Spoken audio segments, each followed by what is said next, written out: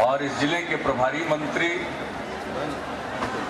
और बिहार के सूचना एवं जनसंपर्क तथा परिवहन मंत्री, जो एक बार सिवान के सांसद भी रह चुके हैं, श्री बिशन पटेल जी, इस जिले के निवासी, यही अंगौता गांव है सिवान जिले में, वहां के निवासी और बिहार सरकार के शिक्षा मंत्री श्री पीके शाही जी हमारे साथ सेवा यात्रा में सिवान जिले में आए हुए बिहार सरकार के पर्यटन मंत्री श्री सुनील कुमार पिंटू जी, सिवान के माननीय विधायक श्री व्यासदेव प्रसाद जी, माननीय विधायक श्री विक्रम कुंवर जी, माननीय विधायक श्री दामोदर सिंह जी, विधान परिषद के माननीय सदस्य श्री मनोज सिंह जी, यहाँ उपस्थित अन्य सभी जनप्रतिनिधिगण, सभी सम्मानित नेतागण, पथ निर्माण विभाग के सचिव श्री प्रत्यय अमृत जी, सभी पदाधिकारीगण, पुलिस पदाधिकारीगण, प्रिंट एवं इलेक्ट्रॉनिक मीडिया के सभी पत्रकार बंधुओं और इस सभा में उपस्थित बहनों, भाइयों और नौजवानों, मैं कल से 3 दिनों की सेवा यात्रा पर सिवान में हूं। कल अनेक जगहों पर जाने का मौका मिला। कल मैंने सिवान में निबंधन कार्यालय जहां रजिस्ट्री होता है उसका भी काफी देर तक निरीक्षण किया, पटना से आने के तुरंत बाद। और जब मैं कलेक्ट्रेट से निकल रहा था तो जिस प्रकार से सड़कों पर लोग उमड़े थे, मैं उस दृश्य को भूल नहीं सकता हूं। जिस ढंग से आपने स्वागत किया, अभिनंदन किया, मैं इसके लिए आप सबको शुक्रिया अदा करता हूं। अनेक जगहों पर मैं गया और आज 10 बजे से 4.5 घंटा लगातार जनता के दरबार में हमने हाजिरी दी है। और उसके बाद आपके इस दरबार में मैं हाजिर होने चला आया हूं। मैं तो यही समझता हूं कि जनता के दरबार का ये एक्सटेंशन है। वहां लोगों का आवेदन पत्र हम ले रहे थे, शिकायत सुन रहे थे और आप बाहर यहां इंतजार कर रहे थे इस कार्यक्रम का। आज मुझे बेहद खुशी है आपके बीच उपस्थित होकर। आप सबको मैं अपनी तरफ से ढेर सारी शुभकामनाएं देता हूं। सिवान बदल गया है, बिहार भी बदल रहा। जब पहले आते थे तो सिवान का माहौल दूसरे प्रकार का रहता था, लेकिन पिछले कुछ वर्षों में सिवान का माहौल पूरी तरह बदल गया। लोगों के मन से डर निकल गया। अब लोग खुली हवा में सांस ले रहे हैं। अब कानून का राज है। अब कोई डरता नहीं है। अपना काम निश्चिंतता के साथ कर रहा। समाज में भाईचारा है, किसी तरह का तनाव नहीं है, हिंदू मुस्लिम एकता का भाव है, सामाजिक सौहार्द का माहौल है। और इसलिए मैं सिवान की धरती का अभिनंदन करता हूं और मैं आप सबसे यही आग्रह करता हूं, इसी तरह का सांप्रदायिक सद्भाव और सामाजिक सौहार्द का माहौल रहना चाहिए। मैं आपको आश्वस्त करना चाहता हूं कि हमारे रहते हमारी सरकार में किसी की उपेक्षा नहीं होगी। हम समाज के सभी तबकों का ख्याल रखते हैं, सभी की खिदमत करते हैं, सभी की सेवा करते हैं। और ये जो दोबारा इतना विशाल जनादेश मिला है, बिहार के सभी वर्ग के लोगों ने हमें समर्थन दिया है। इसलिए समाज के हर तबके की, चाहे वो हिंदू हो या मुसलमान, चाहे वो ऊंची जात के लोग हों या पिछड़े वर्ग के लोग हों, अति पिछड़े वर्ग के लोग हों या दलित समाज के लोग हों, महादलित समाज के लोग हों, आदिवासी हों, स्त्री हों या पुरुष हों, हम सबका साथ लेकर चलते हैं, सबकी समस्याओं को देखते हैं। हमने देखा बिहार पीछे है। नई पीढ़ी में हथियार के प्रति आकर्षण बढ़ रहा था, आज शिक्षा के प्रति आकर्षण बढ़ा है। हम 2005 में ही जब न्याय यात्रा पर निकले थे और उसके बाद जब चुनाव हुआ तो हमने कहा कि अब ये जमाना लाठी का नहीं है, अब ये जमाना लाठी में तेल पिलाने का नहीं है, अब जमाना कलम में स्याही भरने का है। अब लाठी का जमाना गया, हथियार का जमाना गया, अब ज्ञान का युग आया है। अब जो पढ़ेगा, जो ज्ञान प्राप्त करेगा, जानकारी हासिल करेगा, वही आगे समाज की प्रतिस्पर्धा में शामिल हो सकेगा और विजयी हो सकेगा। आज दुनिया भर में ज्ञान की होड़ मची हुई है। हमारे बिहार के लोग मेहनती भी हैं और हमारे नई पीढ़ी के लोग मेधावी। मुझे नाज है अपनी नई पीढ़ी पर। इस देश में चाहे जिस किसी तरह की भी परीक्षा हो, चाहे वो अच्छी संस्थाओं में नाम लिखवाने के लिए परीक्षा हो या नौकरी के लिए परीक्षा हो, हर परीक्षा में बिहार के लोग सबसे अधिक संख्या में पास करते हैं। तो हमारी युवा पीढ़ी मेधावी, हमें उनकी प्रतिभाओं को उभारने की जरूरत है। उपयुक्त माहौल देना, अच्छे कॉलेज खुले, अच्छे संस्थान खुले।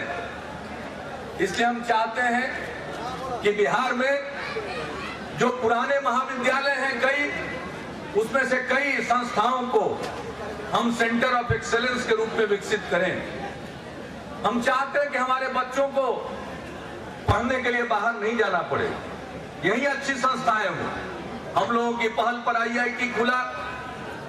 हम लोग जब केंद्र में थे तब बिहार में NIT आया, निफ्ट भी आया, अनेक प्रकार की संस्थाएं, और हम लोगों ने यहां चाणक्य विधि विश्वविद्यालय की स्थापना की, आर्यभट्ट ज्ञान विश्वविद्यालय की स्थापना की। हम नए शिक्षण संस्थान स्थापित कर रहे हैं। हम चाहते हैं कि हमारी नई पीढ़ी के लोग बेहतर शिक्षा प्राप्त कर सकें। इसलिए जब अवसर दिया आप लोगों ने तो हमने पढ़ाई पर ध्यान दिया। पहले हमने प्राथमिक शिक्षा पर ध्यान दिया। लड़कियां स्कूल नहीं जाती थी, गरीबी के कारण माँ बाप स्कूल भेजना बंद करते थे। हमने सबसे पहले लड़कियों के लिए पोशाक की योजना की शुरुआत की। मिडिल स्कूल में लड़कियों की संख्या बढ़ी, उससे हम सबों का उत्साह बढ़ा। फिर हमने लड़कियों के लिए साइकिल योजना की शुरुआत की। जब 2007 में हमने हाई स्कूल की लड़कियों के लिए साइकिल योजना की शुरुआत की तो उस समय पूरे बिहार में 9वीं क्लास में पढ़ने वाली लड़कियों की संख्या मात्र 1,70,000 थी, और आज 3 साल बीतने के बाद लड़कियों की संख्या 6 लाख से भी ऊपर हो चुकी है, 3 गुना से भी ज्यादा। लोग डरते थे लड़कियां साइकिल चलाकर जाएंगी। हमने उस समय कहा था कि लड़कियां नीडर होकर साइकिल चलाते हुए जाएंगी, कोई छेड़छाड़ नहीं करेगा। और हमने उस समय कहा था कि अगर कोई छेड़ेगा लड़कियों को जूडो कराटे का भी ट्रेनिंग देंगे कि जितने मजनू हैं उनसे भी वो निपट सके। लेकिन उसकी नौबत नहीं आई। हम जब घूमते रहे बिहार में तो बच्चों ने, लड़कों ने कहना शुरू किया कि लड़कियों का तो हो गया, अंकल हम लोगों का क्या होगा। तो हमने लड़कों के लिए भी साइकिल योजना की शुरुआत करा दी। अब लड़का हो या लड़की, सबको हाई स्कूल जाने पर साइकिल खरीदने के लिए 2500 रुपया मिलता है। तो हमने शिक्षा पर ध्यान दिया और मैं सबसे अपील करूंगा कि पढ़ना चाहिए, पढ़ने से ही लोग आगे बढ़ेंगे। तो अब सिवान की धरती तो पहले से ज्ञान की धरती रही, राजेंद्र बाबू की धरती है। राजेंद्र बाबू के बारे में क्या कहा था, जिसने उनके कॉपी की जांच की थी परीक्षक ने, एग्जामिनर ने, उन्होंने लिखा था examinee is better than examiner, यानी जो परीक्षा, जो उत्तर पुस्तिका की जांच कर रहा है उससे ज्यादा बुद्धिमान परीक्षा देने वाला विद्यार्थी। ये वो धरती मौलाना बदरुल हक साहब की धरती, ये धरती अनेक सूफी संतों की धरती है। और इस धरती का मैं नमन करता हूं। और फिर से जो आपका उत्साह है, इस उत्साह को बनाए रखिए। मैं एक ही बात कहूंगा कि बुझे हुए मन से कोई बड़ा काम नहीं होता, उत्साह से, उमंग से ही कोई बड़ा काम होता है। और हमारे सामने बहुत बड़ा काम है, बिहार को विकसित प्रदेश बनाना। बिहार के बाहर बिहारी अपनी पहचान छिपाते थे, लेकिन पिछले 6 वर्षों में बिहार में जो काम हो रहा है, बिहार का जो माहौल बदला, उसके चलते अब बिहारियों को कोई अपमानित नहीं करता, सब इज्जत की निगाह से बिहार को देखते हैं।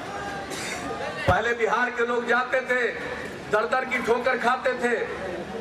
आज भी मुझे वो दिन याद है, 2007 का वाकया है, जब बिहार के मजदूर पंजाब जाते थे, लुधियाना में उनको काम का परमिट बनाना पड़ता था। वहां लोगों ने विरोध किया, बिहार और यूपी के लोगों ने, तो उन पर लाठी चली। हम लोगों तक खबर हुई, हमने विरोध किया। उस समय पंजाब के मुख्यमंत्री थे कैप्टन अमरिंदर सिंह जी, उनसे हमने बातचीत की और हमने यहां से अधिकारियों का दल भेजा। हमने 3 विधान परिषद के माननीय सदस्यों का भी दल भेजा था और उस समय वो जो वर्क परमिट था वो बंद किया गया।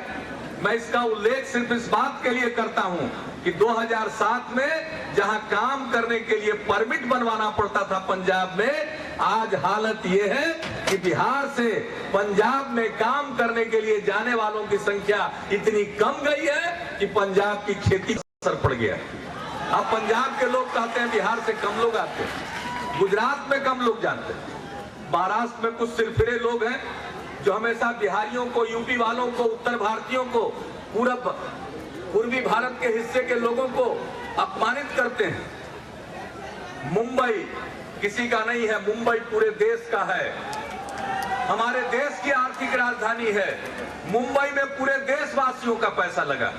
हम जाएंगे, क्यों नहीं जाएंगे हमारे बिहारी, क्यों नहीं जाएंगे हमारे यूपी वाले, जरूर जाएंगे, उस पर सबका हक है। इस देश में संविधान है, एक जगह से दूसरी जगह जाने का सबको अधिकार है और इस तरह का बयान दिया जाता है वहां, और वहां की सरकार मूक दर्शक बनी रहती है। हमारे यहां बिहार में जो कोई भी काम करने के लिए आना चाहे, देश भर के लोगों का हम उनका स्वागत करेंगे, हम इज्जत करेंगे। ये बिहार वही धरती रही, ज्ञान का केंद्र रहा। नालंदा विश्वविद्यालय में पढ़ने के लिए दुनिया भर के लोग आते थे, तो हम तो सबका स्वागत करेंगे। और उसी तरह से हमारे किसी व्यक्ति को बाहर जाकर काम करने का मन हो, उसको जाने से कोई रोक नहीं सकता।